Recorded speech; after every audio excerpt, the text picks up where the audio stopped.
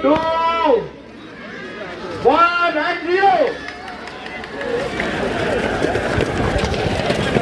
आज राष्ट्रिय युवा दिवस साथै स्वामी विवेकानन्दको 164औं जन्म जयन्तीको उपलक्ष्यमा नक्सलबाडी श्री रामकृष्ण आश्रमद्वारा आयोजित म्याराथन दौड कदम मोडदेखि सुरु भयो भने नक्सलबाडी नन्दप्रसाद स्कुलमा गएर समाप्त भएको छ।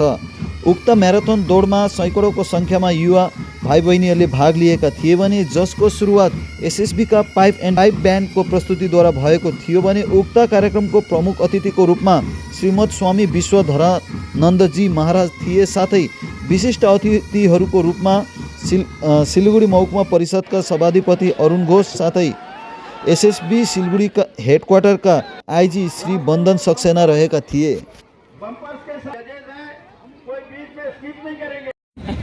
इनके ये साल आप रहते हैं, इस साल का एक्सपीरियंस कैसा है सर? बहुत सारा आज इतना महत्वपूर्ण दिन है, national youth day, Swami Vivekananda का जन्मदिन।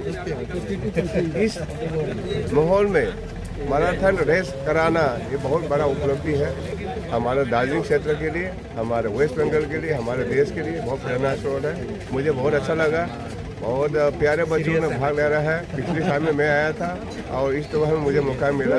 इसके लिए मैं श्री रामकृष्ण आश्रम सभी जो है गुरुजनों को, महाराज जी को प्रणाम करता हूँ, धन्यवाद करता हूँ। আমাদের নকশালবাড়ি রামকৃষ্ণ আশ্রমের পক্ষ থেকে প্রতি বছরই স্বামী বিবেকানন্দর জন্মদিন সাড়ম্বরের সাথে এখানে পালিত হয়। এবারও তার ব্যতিক্রম হয়নি। আমাদের সকাল থেকে ম্যারাথন দিয়ে আজকে আমাদের প্রোগ্রাম স্টার্ট হয়েছে। এরপর আশ্রমে থেকে আবার র্যালি বেরোবে, তারপর সারাদিন ব্যাপী বিভিন্ন বস্ত্রদান অনুষ্ঠান চলবে।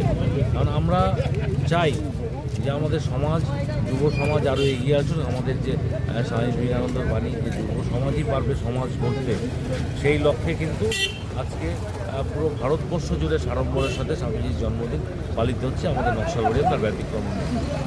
এই যে একটা গরিমা, প্রচুর পরিমাণে ভিড় যুবক যুবতীদের এই ম্যারাথনে দেখা যায়, প্রতিবার ভিড় বাড়ে। দেখুন, প্রতি বছরই কিন্তু এখানে রেকর্ড সংখ্যক ভিড় হয়।